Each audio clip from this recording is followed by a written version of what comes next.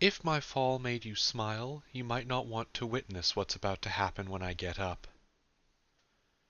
Yvonne Pierre, The Day My Soul Cried, a memoir. The Daily Grind, Chapter 213.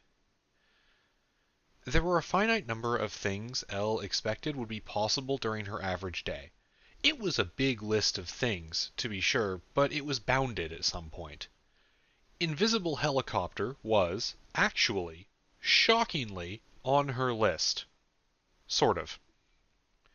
She tried to do the thing she'd vaguely heard of where she projected an aura of, "It's okay, I'm supposed to be here," as she pulled into the barely maintained gravel parking lot for the nearby walking trails, and felt kinda lucky because a half hour later and it would have been so dark this would be utterly, hopelessly suspicious.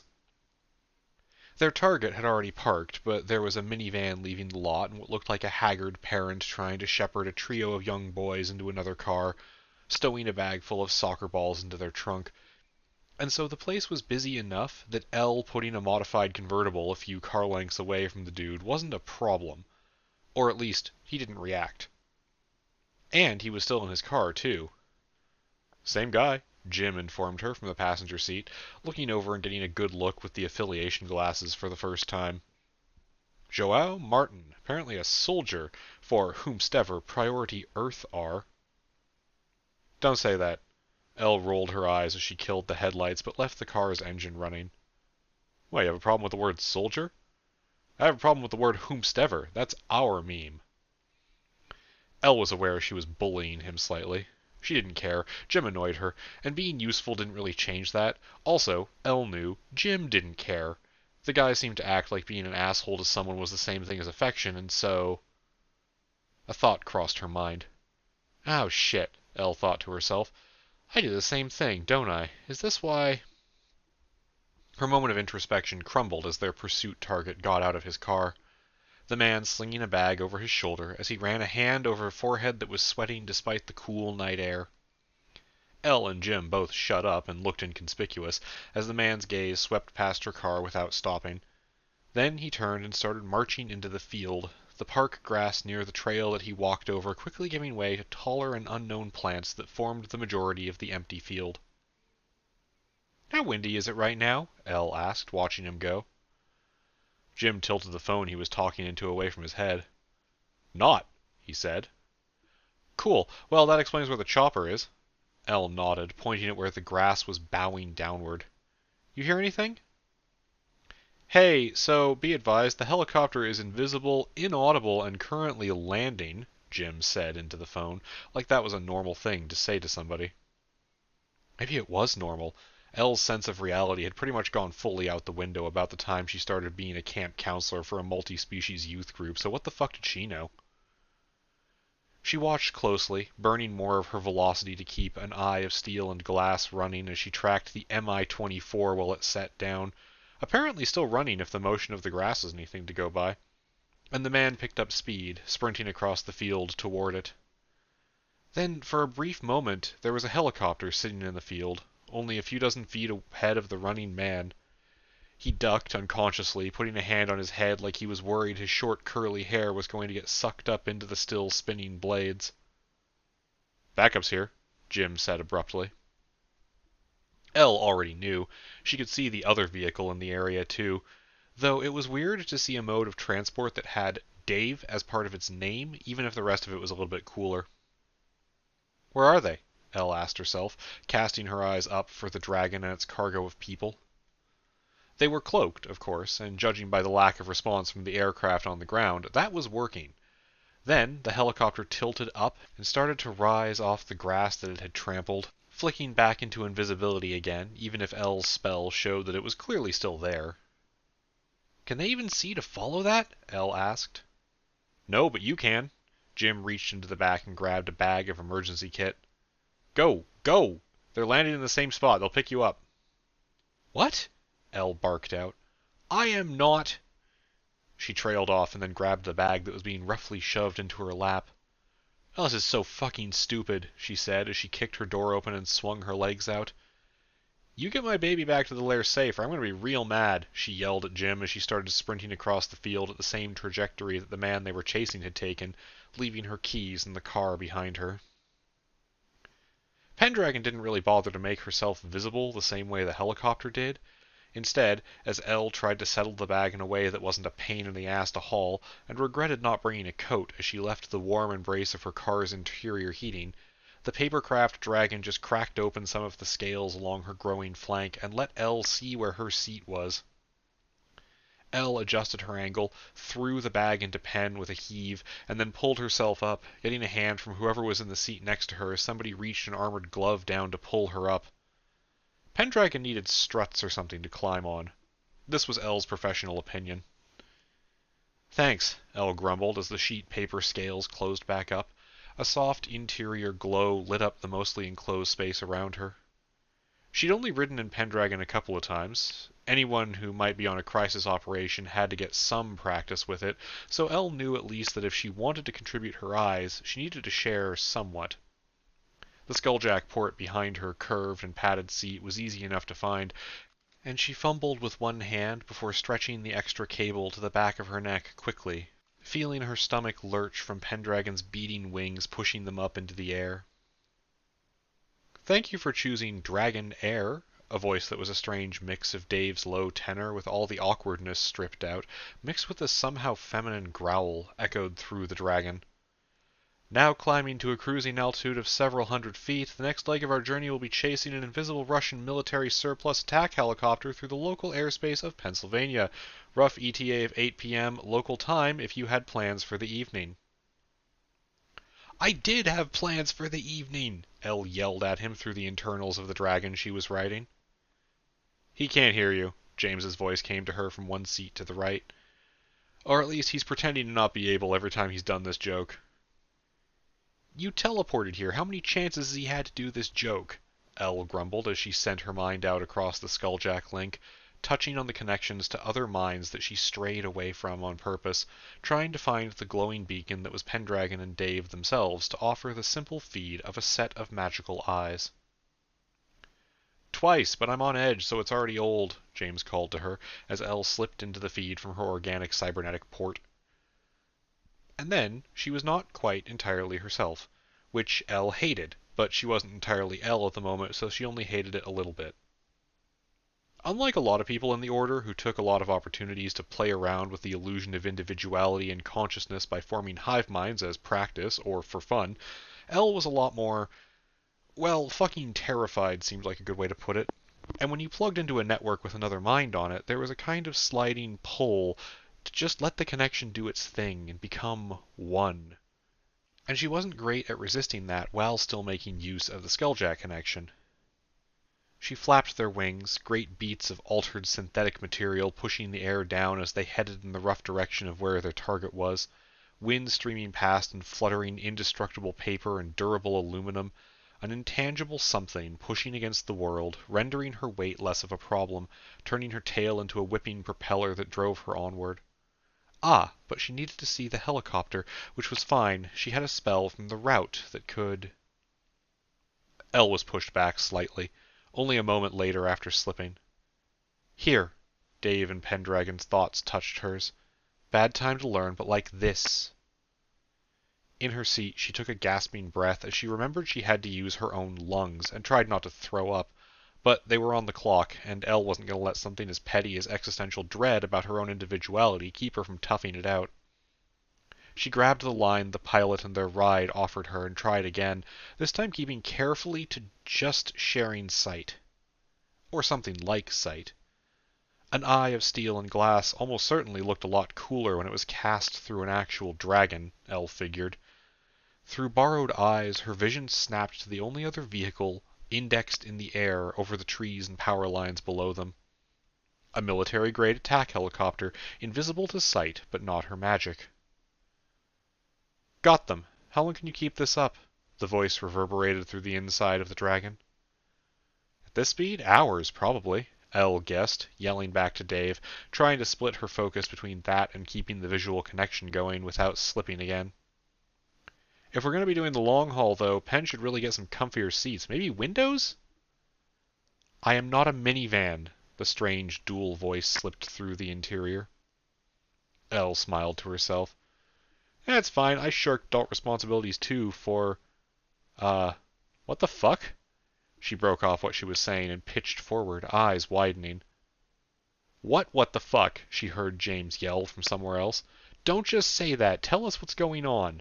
He sounded firm, but not hostile, a voice that a lot of people weren't used to hearing from James. Elle swallowed, rapidly pulling herself together. I can see more through the spell, she explained. Like other vehicles? A tanker truck? A couple jeeps? Can't spot anything below us through the drones, Simon reported from his seat. No, not below us, Elle called back. We see them too. Dave and Pendragon's mixed vocals sounded perplexed. They're right ahead of us. For reference, we are 1,400 feet off the ground. Shit. James's voice was abrupt as he realized something. Portal, you think? He called up to Dave. If it is, we can't see... No, there it is. No, can't see it. Dave sounded irate. But it should be right ahead of us.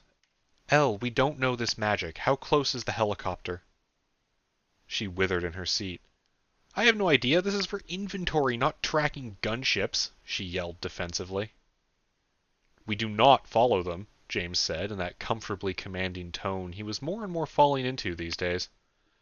Let them go, but see if we can get anything useful before they're gone. They didn't have a whole ton of information-gathering tools with them that worked on unknown invisible magic, but Simon let out a couple drones to try to get closer, and anyone who had a small way to see something connected themselves to Dave and Pendragon through their better-designed skulljack links and started looking. There was nothing. Or at least nothing of value. Just the empty night sky, Pendragon's heavy wing beats keeping them above the trees and power lines and street lights with a steady, light bobbing motion. They knew they were tracking something, but they couldn't see it, or its escape route. It was infuriating, a feeling of being powerless, and to James personally it was pretty annoying to have spent a not inconsiderable amount of time preparing to confront this new foe, only to end up in the back seat of a dragon that could only barely see what was going on at all. I don't think we're going to catch them, Dave and Pendragon's mixed voice reached the passengers. Alana thunked the back of her head against the internal wall of magically organic paper and plastic, letting out a low groan that was matched by Nikhail, the two of them having been actually excited for this. James kept his thoughts to himself, quietly keeping track of everything going on as they flew, but mentally prepared for them to just have to cut their losses and head back to the lair. Hey! Momo's voice was still excited as she called to the others through Pendragon, though. Now my dinner plans are back on the table. Elle heard James laugh and smirked to herself. She opened her mouth to call something back, which was, of course, when the sky changed. She saw it through her standoffish connection to Pendragon's eyes. The world was dark up here, but down below there were streetlights and the headlights of passing cars. The sunset was done, and now it was time for night, the world declared. Overhead were clouds, not a star in sight, the moon so thoroughly covered she wouldn't have been able to see where it was with her human eyes. But then, abruptly, the darkness was split. It was a ring of expanding brightness, not especially glowing, not really, but the pale white light was practically blinding against the dark around them. The hole in the sky started to grow, creeping up like a wave lapping at the shore, like it planned to swallow the sky itself. There was shouting inside the dragon, and Elle was pretty sure she heard James yelling at Dave to break off, but she couldn't focus on anything except the change of reality ahead of them. Ahead, and then overhead, below, everywhere, the night replaced by a gray and cloudy twilight, darkening rapidly but still bright by the standards of night. Specks of snow or icy rain whipped around by the wind. Below, the road vanished, replaced by a muddy field and a collection of cabins and tents. Pendragon craned her neck back to watch as the changes took hold around them, beating her wings in rapid movement as the growing bubble of another place snapped itself closed with what seemed like just an inch behind her tail as she flew.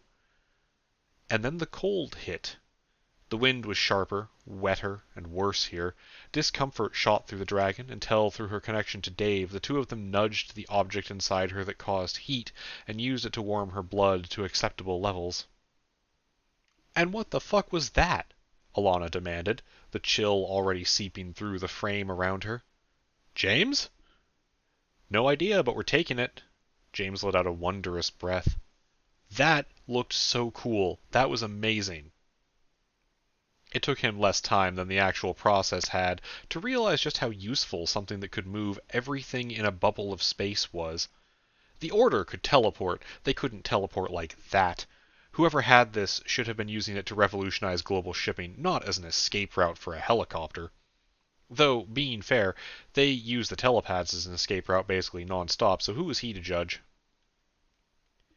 As quickly as James realized the value of the thing they had followed through, he wasn't so quick that he had time to consider it that much. "They decloaked," Simon broadcast to them via Skulljack through Pendragon. "Also, our link to the lair dropped. No coverage out here. Radio?" "Hold off on that," James ordered. "We don't know what we're dealing with. I don't want to learn they can pick up radio after the fact." He took a deep breath. "Dave, how are we doing? Pen okay here?" There was a pause before the two of them replied as one. "I'm all right. It's cold, though, and the snow's getting into my wings. And yeah, they're visible now. That thing looks very military. They're setting down in the camp. What do you want me to do?" James took a split second to blink away the confusion at Dave and Pendragon's choice of the singular pronoun for themselves, before running through a list of options. "We can always teleport out, but this is a perfect opportunity now that we're here.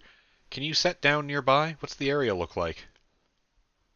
"Kind of a slope," Simon reported, sweeping the area with a drone camera clung to Pendragon's underside. "Patches of snow, but it's not a blanket or anything. Their little camp looks like maybe 4 buildings, dozen tents or campers. We've got a lot of pine or fir trees. They're a little spaced out. Rocks everywhere. We also came in close to the ground. I think we're higher up, elevation-wise, than we were." He paused. "There are people getting off the helicopter. 5 of them. I think one is our guy. He's dressed different. They're going to one of the cabins."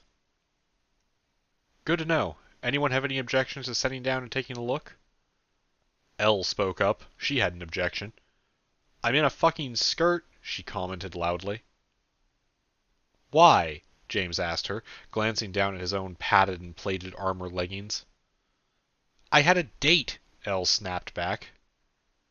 "I've been hearing that a lot today," James said easily.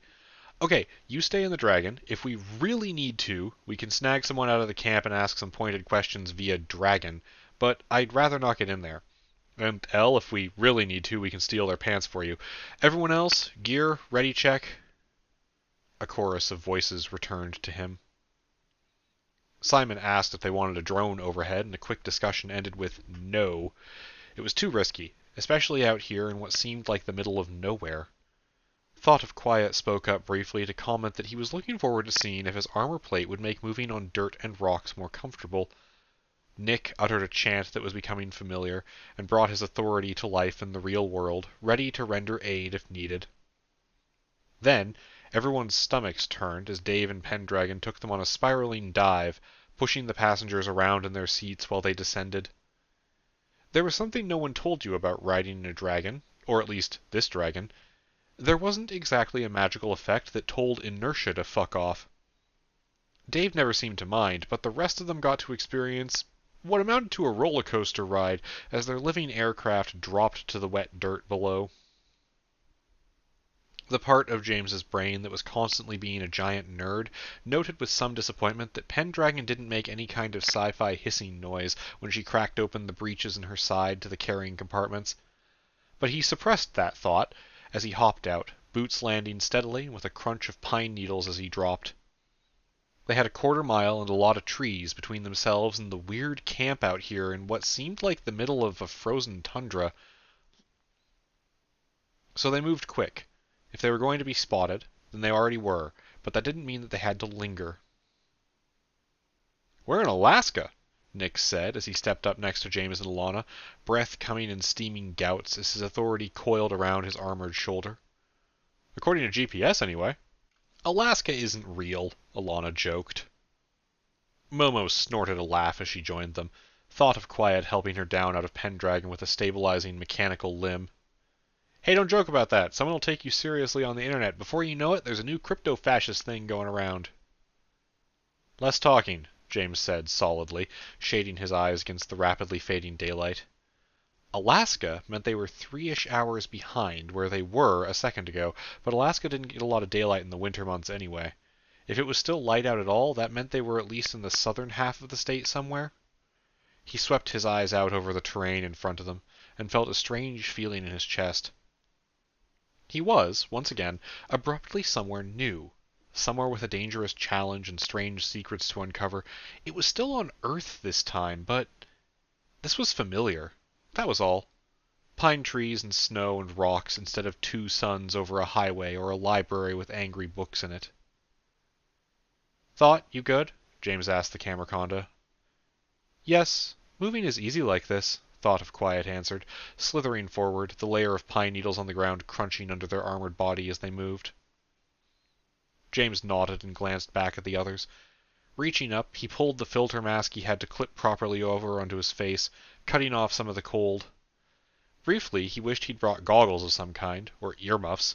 His body heat was keeping him feeling fine for now, and half of them did have purple orbs for temperature regulation, but they really needed to make sure that a standard part of the armory package was something that didn't let you freeze to death. Okay, he said. Spread out, eyes open, let's move. The 6 of them started heading forward together, spreading out in pairs as they headed in the direction of the small camp. There was no road around here that James could see. As he and Alana paused behind every other tree they passed to do a check for anyone ahead of them. On their flanks, the others were doing much the same, the practice drills that Nate had run them through over the summer kicking in as they moved forward. In fact, James thought, there wasn't much of anything here in the way of signs of civilization. In the past, there'd been times on some of his road trips where he'd stopped on the side of the road and wandered into the forest of Oregon a little bit. It never took long to get to the point where the only thing you could see around you was trees and mast and brambles, but there was always the knowledge that there was a road nearby. Now, there was nothing. Just the subdued quiet of nature, the constant rush of the wind and the flecks of not quite snow in the air, the crunch of their footsteps or slithers. James tensed when a small clump of snow fell from a nearby tree. Everyone did, really. But then nothing else happened. It was just the natural world turning around them.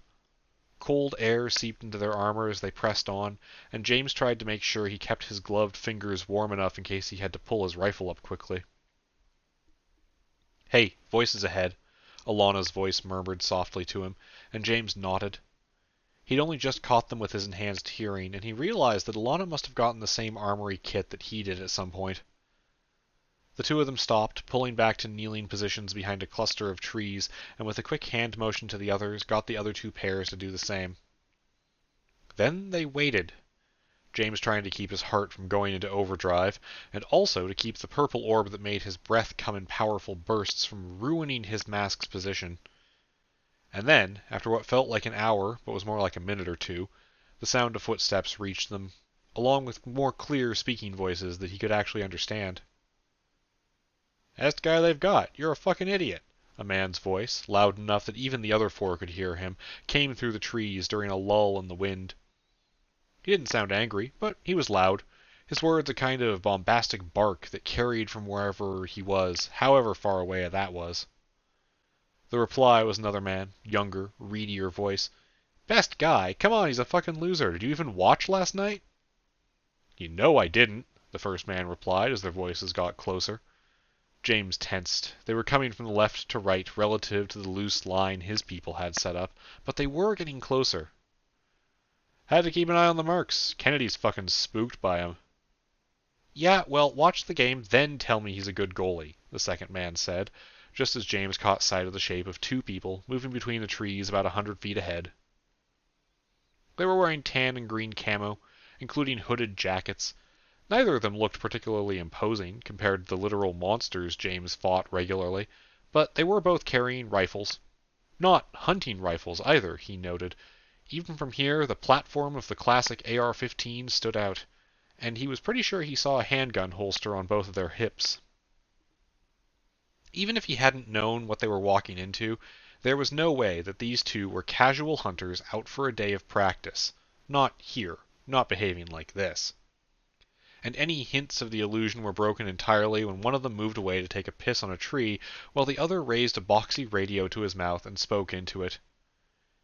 "East Patrol normal," James caught the words. "Nothing out here today. Moving to North Perimeter. Backpack." He glanced at Alana at the last word, raising an eyebrow, but she just shrugged and shook her head. James refocused on the two as the man zipped up, and they turned to start moving on at a new angle, still arguing about hockey. "Those are the worst perimeter guards I've ever seen," James heard Simon murmur. James waved the others over. "Okay, Momo, Thought, Alana, you three stay here. If we need to get out fast, you're our rear guard. Simon, Nick, keep up with me. We're going to get closer, and if we have a window of opportunity, we're going to get into one of the cabins.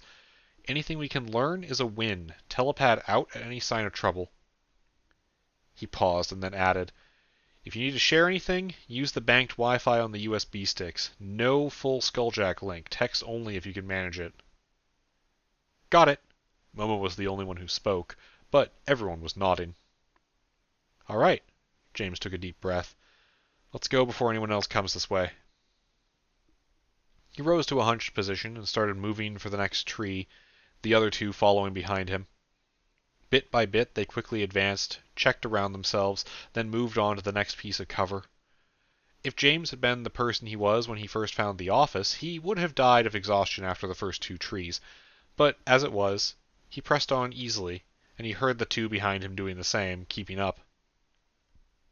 The three of them took an alert route, all those days spent in the dungeons, along with a variety of different personal improvements, leaving them not exactly comfortable, but at least familiar with the process of forward motion. Move, stop, listen, sweep for motion, proceed to a piece of cover, listen again, move on. They weren't that far out, realistically, from the camp, and it didn't take long before they dropped down a slope, took a worn, rocky footpath down past a small rock ledge, and saw where the trees ended. The camp ahead was mostly clear of snow, everywhere that wasn't an out-of-the-way corner having the ground replaced with churned mud. Tracks from wheeled vehicles traced lines across the thick surface, and a trio of wood cabins, all of them with smoke coming out of their chimneys, formed a loose triangle around a central yard. Behind those buildings, up on a ledge that was a little less muddy, a row of heavy canvas tents sat in their own formation. The green material looked right at home in this strange spot of human activity in the middle of the wilderness. The helicopter, which James kept wanting to use a low, growly voice to call a Hind D, even though this was factually inaccurate, sat in the clearing outside the chain-link fence that surrounded the whole place.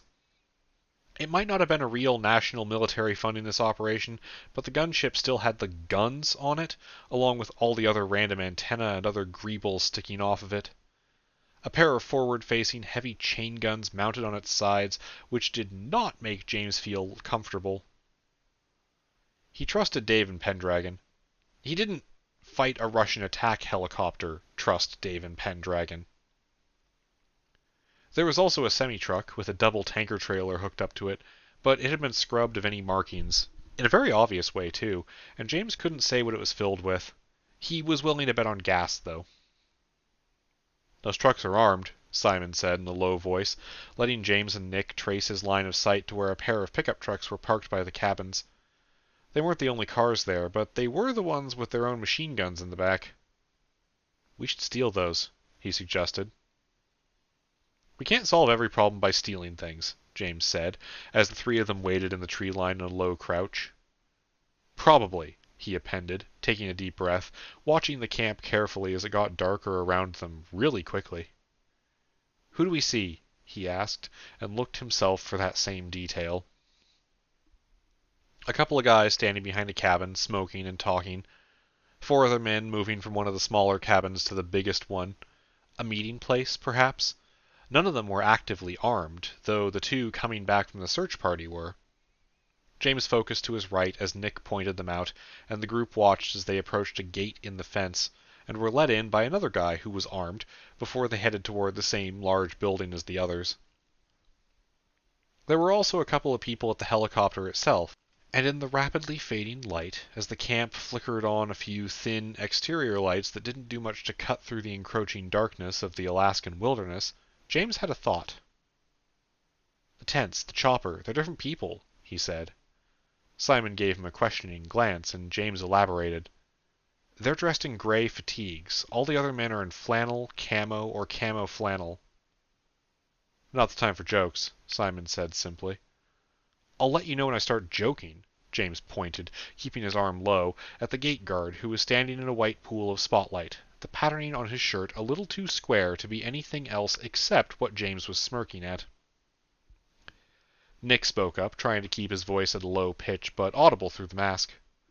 "So, what now?" he asked. "Crash whatever meeting they have going on?" "I've got a better idea." Simon pointed at the third cabin, an L-shaped building that, unlike the other two, had all its internal lights off. "It should at least give us a clue," he prompted. James caught on to what he was saying, and grinned as he rose to his feet. A mental nudge from him double-checked what the multiple shield bracers that he was wearing were set to, each of them calibrated to different ammunitions. "Wait here," he said. "Cover me when this goes wrong." "Wait, how do you—" Nick started to say, but Simon just took a more stable kneeling position and brought his rifle up, clicking the safety off. "No, you can't just say that and—" "I'm mostly kidding. I expect I won't be seen," James grinned. "But also, we've got a great angle here. Any other guards we can see?" The other two did another check and confirmed there weren't any, but there were construction lamps keeping big chunks of the fence lit. "Okay, wish me luck." James took a deep breath and called on something deep in his heart. Misadventure was a source of power for a navigator in some way, a kind of currency to be spent preemptively to find specific things, but it wasn't the only way that they grew and thrived. There were a lot of different sources for every different type of infomorph. James and the Order were learning that together, and for his navigator, for the friend that shared his mind that loved to see new places and get into trouble, there was a secondary form of power to draw on. "Hey, Zhu," James whispered, orange feathers and a tail flowing out around his armor, the navigator suppressing the normal glow as he manifested in the rapidly darkening woods. "You want to go cause some trouble for someone?" "Enthusiastically." Zhu's thin voice was like a sneaking footstep landing near him. James couldn't help but smile a little at how excited his infomorph companion was for this. And then, a second later, orange lines and bubbles started lighting up his vision. Not physical, not visible to anyone else, just a path that Zhu had found for him, directions to follow and steps to take. He didn't hesitate. Trusting the navigator, keeping one hand on his rifle to keep it from slapping against his armor and making noise, James rose to a crouch walk, triggered the earring that he had that could make him invisible for a very brief window, and started taking rapid steps across the open ground between their cover and the camp. He didn't realistically expect to get spotted, but his heart still hammered in his chest, and he felt like any second someone was going to start shooting at him. But the people in the camp were busy, and the one guy on the gate didn't cover the whole perimeter. They were, perhaps reasonably, trusting that they either wouldn't get found or that the fence would slow someone down enough so they could respond. James wasn't interested in making it that easy for his opposition, though. Instead, as he got close, he rose to a full standing jog and triggered the aerosolized dose of one of the potions connected to his mask. He breathed deeply and felt himself start to change in a way that tingled, stung, and generally wasn't very fun. Then he ran directly through the fence. He had asked Red once, when he'd been doing his checkup on how she was adapting to her new and slightly more restricted life during her rehabilitation, what exactly the ghost juice did to people. She'd scoffed at his terminology, but had a surprisingly detailed answer about how it altered human physiology to continue functioning even as large chunks of it were converted to a stabilized gaseous form. He'd had more questions about how it interacted with non-human physiology, and she replied with test logs and observations. Then he'd asked her, in a casually dull tone, why it worked on what you were wearing and carrying, and she tried to throw a crumpled ball of paper at his head. Which was to say, James didn't know why it worked. None of them knew why it worked. But it worked.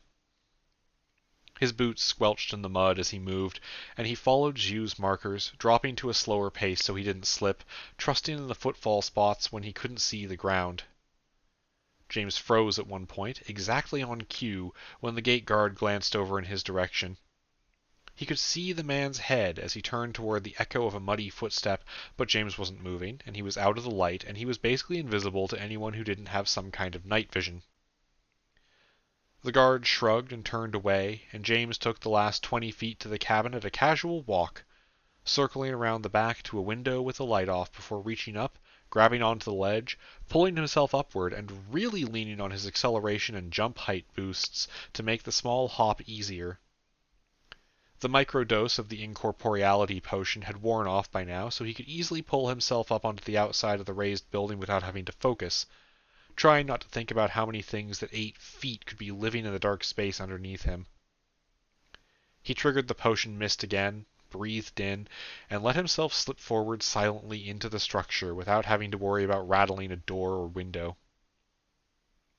Selective corporeality was a challenge, but James managed to step inside without falling through the floor, and found himself in a dark room, though one with a point of glowing orange light that his eyes quickly adjusted to.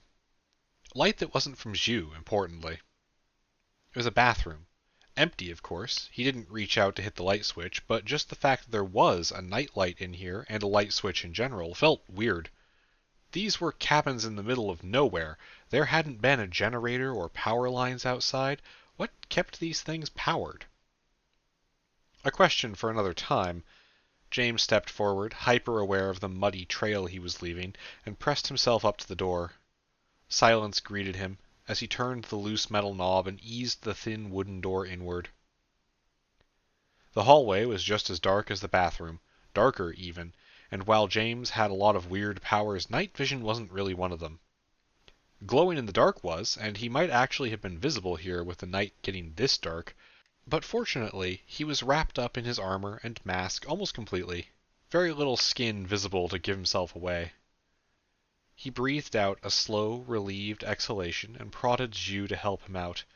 The infomorph responded, drawing lines for walls and floors, giving James a sort of skeleton map of the building that was pitch black in front of him.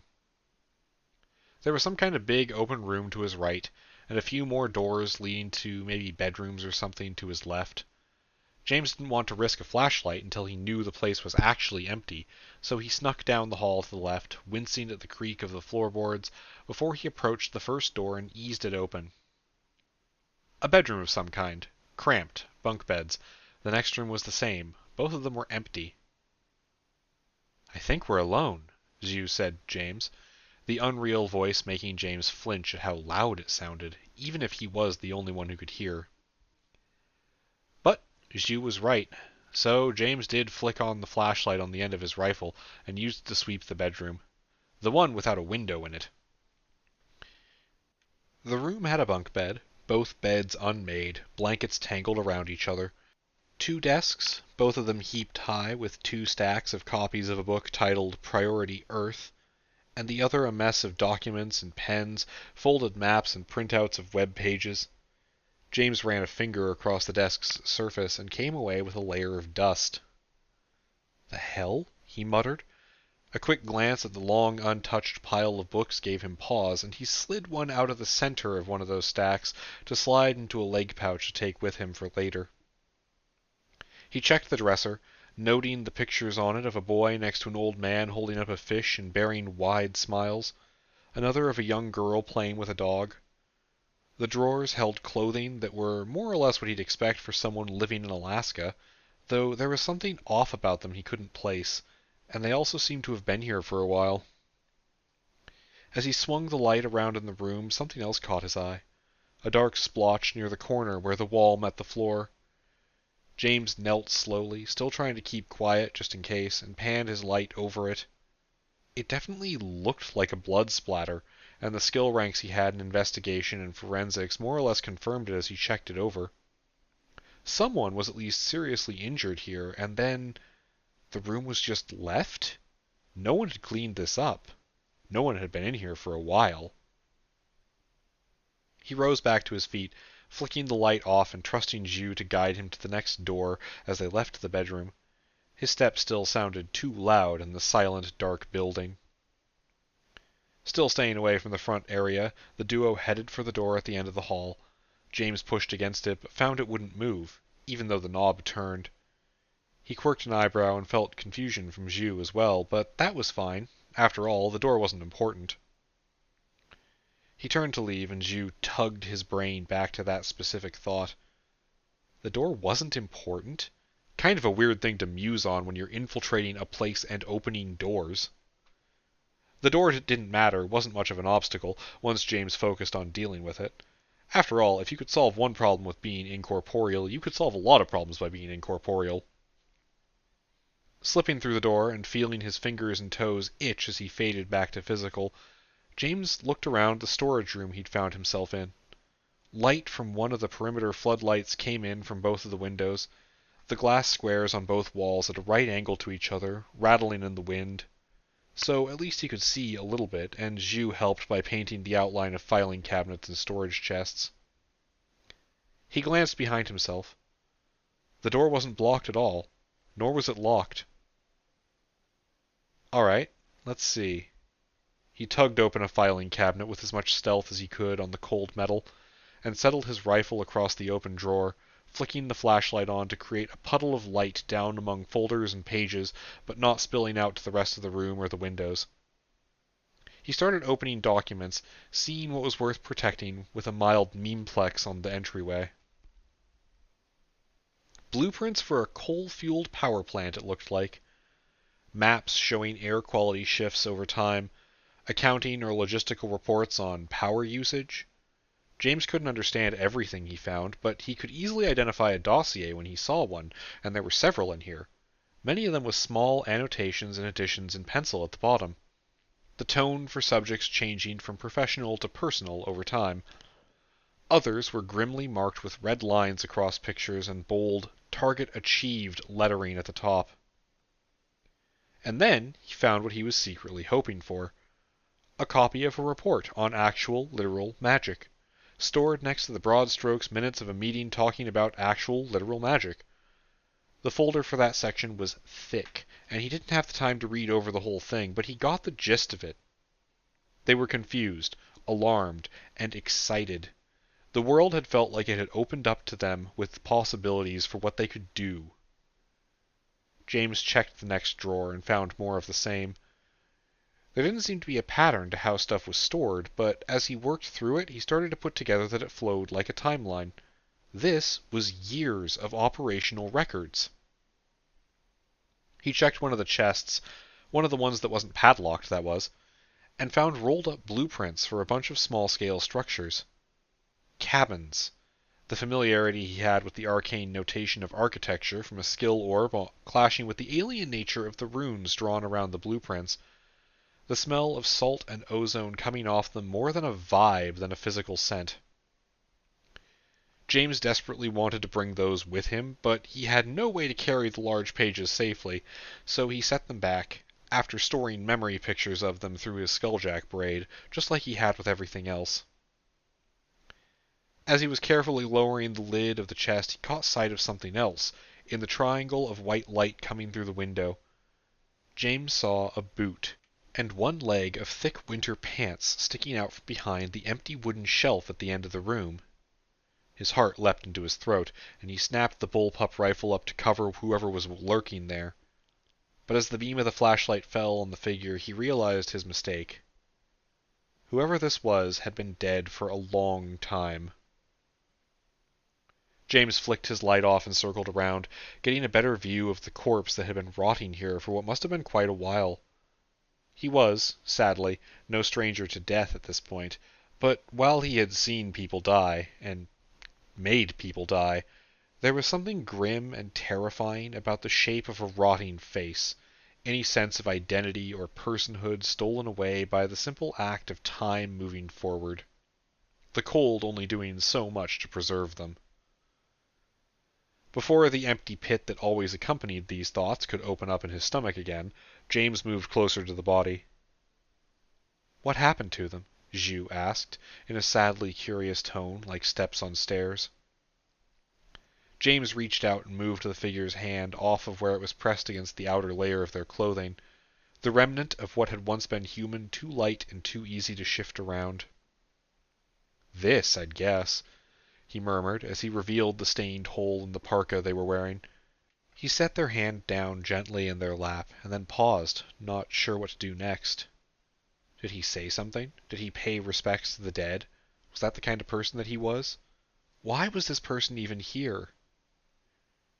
James's hesitation was why he was looking down at the floor, and at the figure's other hand, and why his lingering eyes noticed that the person was holding something tightly in their grip. A rectangular piece of electronic hardware that James winced as he tried to gently extract, and may have broken a few fingers doing so. "Magic?" Zhu asked him as James turned over the dictation recorder in his hand. The boxy little electronic looking like it came from a couple decades ago, which didn't mean much. James could probably have bought something like this off the internet today if he wanted, or at a thrift store, but it might help establish a timeline. He shook his head at the navigator. "Not magic, probably, unless making the world work on Bioshock logic is a spell." He sighed and tucked the small device into a pouch on his armor, fingers both gloved and frozen, making him take a minute to get it right. "Okay, let's check the main room and then get out of here," he whispered.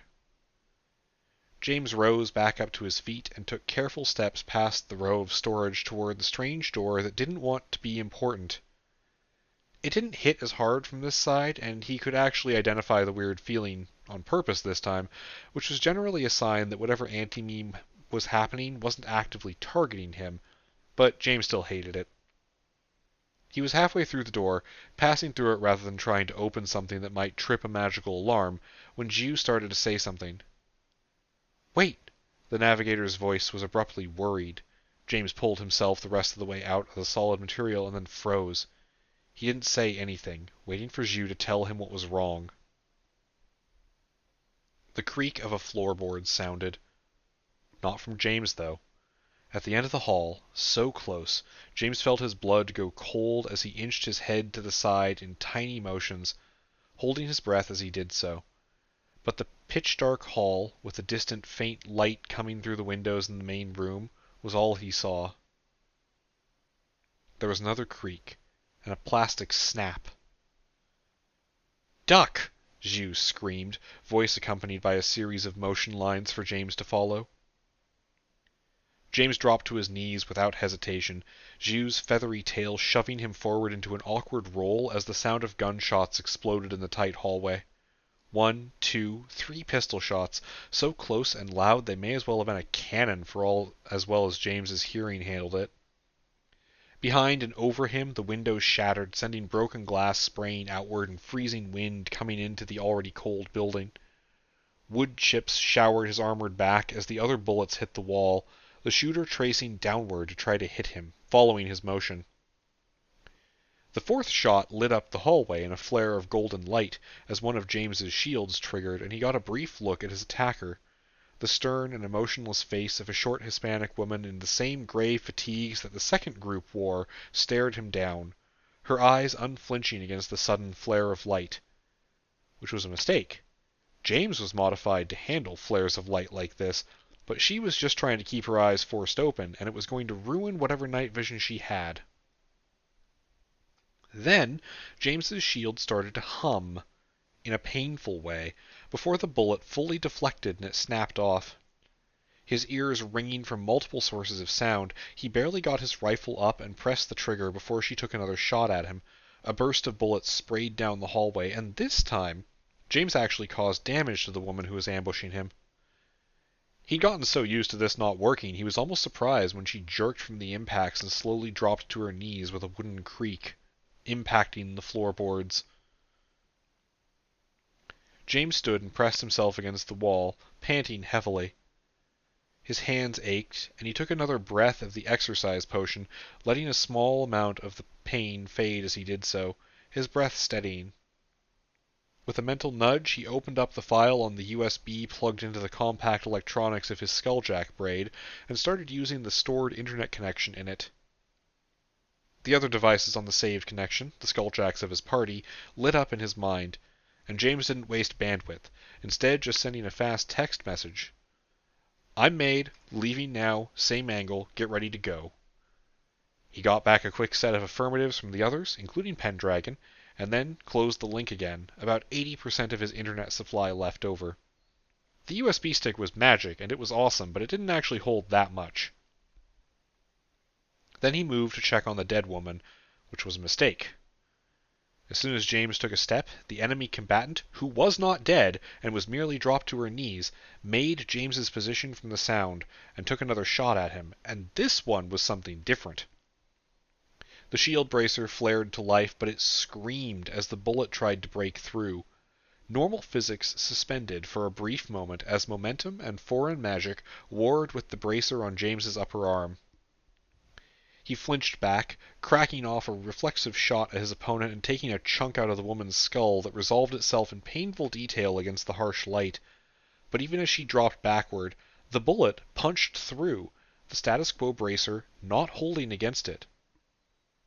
It hit James in the right collarbone, burned away at least one of his defensive purple uses for preventing breaking bones, and deflected up, tearing into the muscle and flesh of his neck and painting the floor in front of him with a spray of his own blood.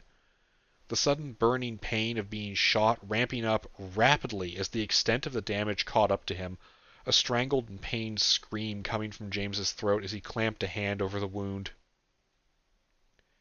Out of time! Run! Zhu ordered him, and James tried to nod but stopped as the pain surged through his neck, making his vision swim.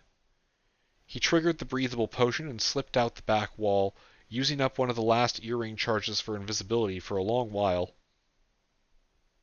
Outside, as he stumbled forward, leaving his blood on the muddy ground to be lost in the darkness, the camp had gotten a little more chaotic. Men ran back and forth, one of them handing out guns from a metal cabinet on the side of a wall. Shouting filled the air. The sound of an engine starting was followed by someone driving one of the technicals out to the edge of the fence, the man in the back sweeping the tree line past the camp with the machine gun, the heavy thuds of gunfire hammering as dull and dizzy noise in James's ears. They weren't firing in the right direction, so he kept breathing ghost potion, stumbled through the fence, and up the slope to where he'd left Simon and Nick. The two of them weren't there, but a flash of green light from Nick's authority led him farther back into the trees to where they were waiting.